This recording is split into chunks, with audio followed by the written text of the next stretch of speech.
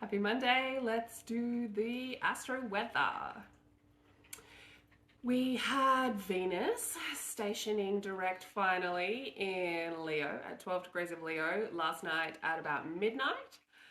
So we had Venus on August 10 move into its morning star mode, putting it into its masculine energy, which we have been waiting to give us that forward motion, but because Venus has been in retrograde, it still has been slowed down. So now we are in action and initiation and go mode. Remembering that Venus themes are relationships, money, desires. So while she has been in retrograde, she has been bringing up the shadow side of these things. So having a look over the last 40 days, what are the revelations you have been having in your financial situations and your relationships across the board? So with Venus in Leo, lots of those themes would have been about ourselves.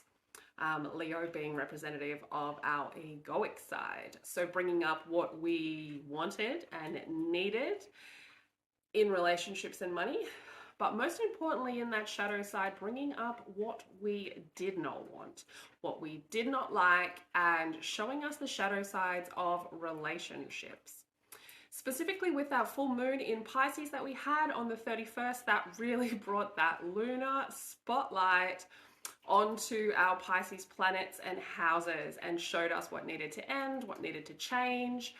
And with Venus being there in Leo as well in retrograde, it really exaggerated the things that it was trying to show us. So Pisces being the last sign of the zodiac, it is the deep dark water sign. It's more of an ethereal sign, I would say, than it is a water sign. So it really did bring up those shadows and those deep emotional things that we have probably been pushing to the side. So those were very much revealed. And those would have been shadows from events, people, relationships that we potentially missed while we were still running off that Virgo in Mars energy of work, work, work. So Venus retrograde really wants us to redefine the terms of our self-worth, of our relationships, of our money. So if you wanted to have a look at what Venus retrograde was trying to teach you, there is a 3-chapter story. So let's have a look. Chapter 1 of our Venus story, the shadow, the preview, so before it stations in retrograde, would have been June 20 to July 22. That would have given you a little idea of what the story was trying to tell you. And then chapter 2 was from July 22 until September 3. And so that's the details of the story. That is like the meat in the sandwich. So now we are in chapter 3, which is like the course correction, and we're in this place until October 7. So what we found out during chapter 1 and chapter 2 will really start to be corrected, and we will be able to start taking action on that. So our money, desires, relationships, all of those ideals will start to lift from any sort of stagnancy you're feeling or the difficulty in making decisions, and we will start to be able to move forward, particularly because of that Venus star point flipping into go mode. The other big energy for the week is Jupiter in Taurus is going retrograde on Tuesday the 5th of September at 10 minutes past midnight. So it will be in retrograde until December 30. So Jupiter wants us to embrace challenges, and with it being in Taurus, it does want us to have slow and steady growth and expansion. So have a look at your chart where you have Taurus in planets or in your houses, and that is the part that we are being asked to slow down and take educated and intentional risks towards. So Jupiter moved to Taurus in April, so think back then at the places where you were feeling encouraged to take risks and to do stuff that would normally be out of your comfort zone, because that is what Jupiter wants us to do. That is the energy of it, and it is asking us to look at those things that we've been doing since April and move forward more calculated. Jupiter says to us, you didn't fail. The chapter is just over. You did it. Hooray. What did you learn? It also tells us that just because we haven't tried it doesn't mean we can't do it. And it shows us that failure is just showing us where our next step can kick off from. So let's look at the week. We've got Monday, September 4, the moon is in Taurus. It's happy in Taurus. It wants us to look for comfort and predictability. And Mercury in retrograde is making its second trine to Jupiter. That's at 8:29 p.m. tonight. And it's asking us to look back at August 9 when it made its first trine to Jupiter. And it is the energy there that we are going to be growing on. So it gives us a really good opportunity to create steps for us around that energy that we saw on August 9. On Tuesday, we still have the moon in Taurus, again, looking for comfort and predictability. It's making some aspects that will have us in a really good energy to be thinking of our ideas and dreams. Wednesday, the moon is in Taurus, but it goes void from 2:46 a.m. until 6:06 a.m. Remembering when the moon is void, so should we be. This should be an easy one for us in Australia because we should be asleep. And if you are not asleep, don't be doing any online shopping, don't be doing any grocery ordering. When the moon is void, we are hazy on a few things. We can't see all of the pieces of the puzzle, so making big decisions is also not something we should be doing. And also delays can be caused. So anytime you're doing anything during the void moon, it can cause a lot of delays in what you're doing. That's why we say no online shopping. So then after the void moon at 6:06 a.m., we move into Gemini. Now, a Gemini moon is about communication, collaboration, and curiosity. It's an excellent time to be discussing deals, but do remember that with Mercury in retrograde, it's not a perfect time to be signing deals. And if you are signing deals or contracts or trying to finalize that sort of stuff, do remember that with Mercury in retrograde, that some of the points and details in that will probably need to change. Now, the sun is also making an aspect with our Pluto in Capricorn in retrograde. So this could be a bit of a tricky energy and could fire up our fears about being powerless. And just be careful of where you might be trying to get away with manipulating situations in order to get your way, or you might be the one being manipulated. Also, we have Jupiter stationing retrograde just after midnight at 15 degrees of Taurus. The other aspect on Wednesday that might be a little bit tricky is 9:09 p.m. the sun is conjuncting that Mercury retrograde, and it can make people feel a bit self-righteous and really talk a lot of nonsense. So, everyone might sound like they're correct, but often they are not. Specifically in the work front, it's not worth the fight on Wednesday.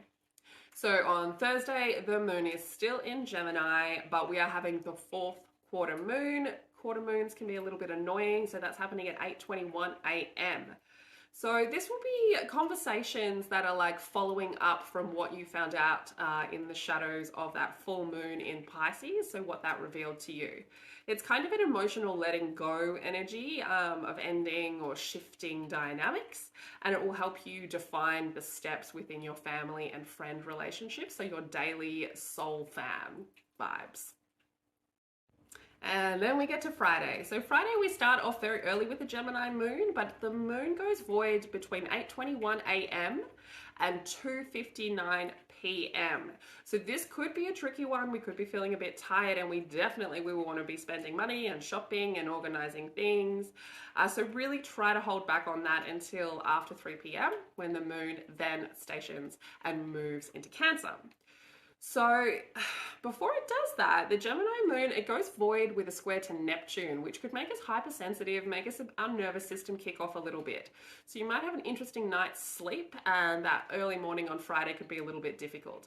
But once we get to that Cancer moon, the moon loves Cancer. That is her home. She wants comfort and warmth and wants to be seeking out things that are nurturing vibes. At 8:46 p.m, the moon trines Saturn, which is excellent mental strength. The excellent aspect on Friday is the sun in Virgo trining Jupiter in Taurus, and that is at 9:13 p.m. But it does give us a really good vibe from like Thursday night until, like Saturday, midday Saturday. And it's a really good energy. It gives us good luck, good fortune, prosperity. It's really good for work and money, and it is good for taking risks in order to gain abundance. So that's abundance in everything, abundance in relationships, abundance in money, in work, in kind of what you're looking to achieve. We have some really good energy around that on so Thursday afternoon until Saturday kind of lunchtime, and it will give us like a strong sense of justice as well. So then we get to Saturday and we are still in that Cancer moon energy, and there's a few aspects that day that are a little bit tricky. So we wake up at 6:34 a.m. with the moon making a square to Mars. And Mars is in Libra, so it is like a fun energy. It can be quite an excited energy, but it can also be very argumentative. You know, Libra is looking for balance and justice. So just be careful with that. Be careful with repressing your emotions as well, and keep an eye on overspending. That is what the energy is of. Then at 12:58 p.m, the moon has a sextile to Mercury, which is excellent date energy, excellent communication with friends. We are energized in that way. It's a good time also for any kind of advertising or marketing that you might want to be doing. At 9:40 p.m, the moon sextiles Jupiter, which is positive family and pet energy, as well as really good for business opportunities. And then late night, 11:50 p.m, so we could be waking up with this energy also on Sunday morning. The sun sextiles the moon, which is quite a passive energy. Our head and our heart will be aligned though, and we will be feeling at home. So just, little tip, if you're looking for any assistance with anything from family or friends, we are energized by that sun sextiling the moon to say yes. So late Saturday night, early Sunday morning is the time to ask for those favors. So then on Sunday, we are starting off with that Cancer moon still, and at 12:34 p.m, the moon will sextile Uranus, which is great for business deals, and also relationships are favored. At 7:37 p.m, the moon trines Neptune, again, another great energy for active imagination and also for creativity. And then at 10:48 p.m, it gets a bit tricky. The moon in Cancer makes an opposition with a Pluto in Capricorn. So the moon is in Cancer, which is, quite feminine energy, and Pluto is in Capricorn, which is quite masculine energy. So Cancer being the mother, Capricorn being the father. This opposition can really bring up some battles and words of war between the feminine energy and the masculine energy. So just be aware of either yourself getting into battles with your head and your heart, or just in your relationship. So the masculine and the feminine energy really trying to go to war with that aspect. So that's late Sunday night, potentially early Monday morning. And just be careful also because it can bring an energy of family dynamics and fighting about money. So watch that as well. Then after we pass through that, just around that same time at 10:47 p.m, until 2:36 a.m, the moon is void, and then it moves into party Leo. And that's our astro weather for the week. So just looking back at those energy shifts that we've had since August, if anybody else is feeling exhausted and tired and emotional, and this Pisces moon just absolutely ripped you a new one. The positives are Mars entered Libra, and it's going to be there until October 11th. So this is kind of the god of war meets the sign of peace, and it does cause an urge to merge together with other people, and partnerships are supported. Here we are looking to the collective to find answers to some of the problems, and we are kind of looking at how we look, how we present things, how our work looks, how we present our businesses, and it's a really inspiring energy for creatives to kind of let their imaginations flow. We also had Uranus in Taurus station retrograde the 28th and 29th of August, which was kind of the rebel coming up against stability. Again, a really uncomfortable kind of energy to end the month out with. And of course, that Pisces full moon on the 31st of August, which ended the month with ending energy. So really bringing up that deep, dark, ethereal shadowlands from you, from your relationships, really shining a light on all of that. And Pisces wanting to wrap it all up and showing us where cycles have ended and what is not serving us and what dynamics need to shift and change or end in order to go forward. So that energy will start to shift as we move towards the Virgo new moon on September 14. And so as we are moving there, just remember that we are in this stage of transition out of that Pisces full moon energy that is asking us to shift and change with it. So the energy this week really supporting looking into everything that came up that was revealed by that full moon. So take it easy on yourself. Self-care is a must right now until we get to that Virgo new moon. Stay weird. Happy Monday.